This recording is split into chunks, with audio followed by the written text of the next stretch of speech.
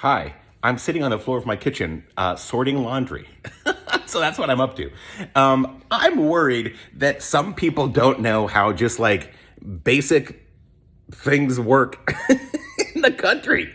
Like how stuff works, like how the government works, or how it's designed to work, or how it's supposed to work. Congress is supposed to be governing. Like that's what the executive branch does, is to ensure that the laws are carried out. That's the responsibility of the executive. But it is the legislative branch. It's Congress and legislative branch. Congress, that means House and Senate. These are elected officials. There's a lot more people in the House than there are in the Senate. Different responsibilities between House and Senate. Both House and Senate have to agree on legislation before it can go to the president's desk. When it goes to the president's desk, then the executive, the president, signs that legislation into law, because the executive branch is responsible for ensuring that the laws of Congress are enacted. That's how it works. So the president doesn't make laws. The president enforces laws that Congress makes. That's how the whole thing is supposed to work. So really, the Constitution is designed with Congress to be the ones who create the laws. So that's a thing that you should know about. That's a thing you should understand, that all the president does, dude, is ensures the enforcement of the laws. Yes, during times of war, they become the commander in chief, but the president can't even unilaterally fund wars. You've got to go to Congress. You can make executive orders to like have an immediate intervention when needed, but you got to go to Congress to fund big legislative war packages. That's how it's all supposed to work. I think globalization, right? I think that people don't understand there is no, even if something is American made, like that probably is using inputs from global companies, global suppliers, steel from Canada. I mean, like stuff, from China, the parts come here and are assembled in America. Like there's no going back from globalization without significant disruption of the global economy. It is not isolationism in America is not a good thing because you're going to cut yourself off from a global supply chain. The supply chain is global. You may not like it, but it's been done, man. That's where we are. And so tariffs and things, it's just going to hurt everybody. It's going to increase prices for consumers, but it's also going to impact American businesses who, use raw materials from other countries that come here so they can assemble and build and manufacture, etc.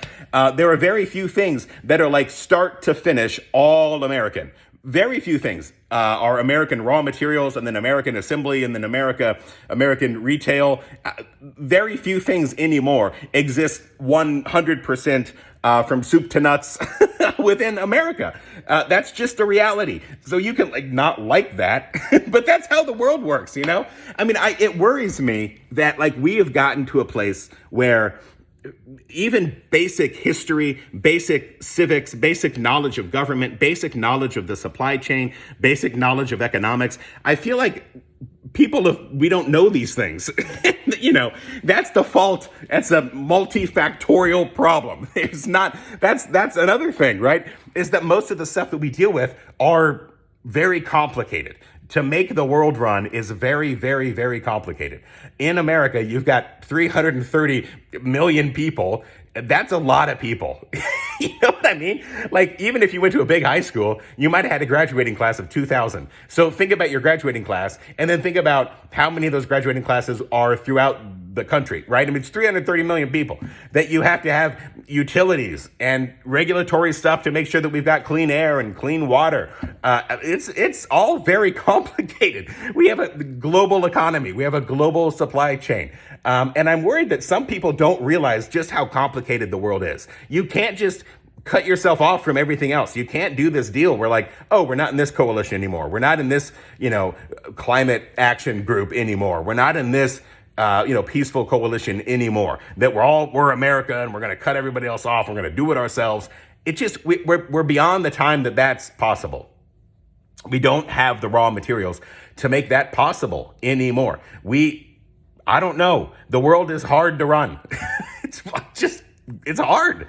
I don't know how to make that any more clear, but there's no one single person who's going to be able to effectively run the country with an isolationist mentality. You can't cut yourself off from anything anymore. Globalization is what globalization is. Like, it's happening. So you might be pissed off that we have a global supply chain and, that there are global decisions that ripple around globally, and that, you've got to be accountable to the rest of the world. You have to be accountable to your allies.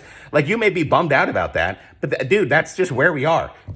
In government, man, you need Congress to govern. So vote these dudes out. Vote them out because they're not governing. I mean, I don't know what to tell you. The government is not governing. You do not govern through executive order. That's just not how the Constitution is designed. Congress has to pass laws, and then the president is supposed to faithfully execute the laws that were passed by Congress. And then there's a thing called judicial review, where, you might elevate a case to the Supreme Court, and what the Supreme Court is supposed to do is to say, well, is this a law that violates the Constitution? And if something violates the Constitution, then through judicial review, they're supposed to say, here, okay, man, you got a constitutional concern, so here's what you have to do to adhere to the Constitution. But all of that big system of balance of powers and separation of powers, you've got three co-equal branches of government. I don't know I just need you to understand that maybe people did not do a good job of history and civics and government, economics. All of this information is available to you. And I don't know. Sometimes I feel like, boy, I'm giving really elementary knowledge and people aren't interested in that because we're all on the same page. I'm beginning to think none of us are on the same page just around the basic functions of governance and the basic principles of economy and the basic reality of a global supply chain. The idea that you can be America first and America only and have that isolationist mentality, you can no longer sustain the country on that. It's too late for that. You know what I mean? So even if you want to do that, it's no longer a live option to do that. We are in a global economy, global coalitions, global economic principles, global trade, global supply chain, global defense against tyranny and autocracy. We are a globally connected world now. The internet is globally connected. Our world powers are globally connected. We just have to know that. We have to understand that about the world around us. We have to understand how the republic is designed to function. I just feel like, man, I don't think people understand the basic knowledge of like civics and government and history and economics, and it makes me freaked out.